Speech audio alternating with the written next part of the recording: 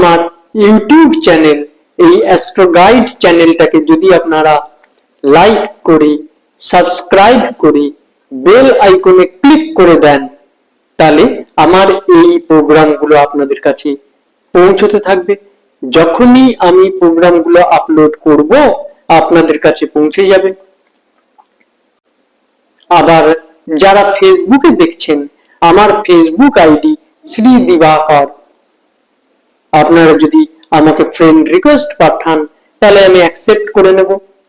এছাড়াও আমার Facebook page আছে যার নাম হচ্ছে কিছু কথা, সেখানেও আমি এই প্রোগ্রামগুলো আপলোড করি।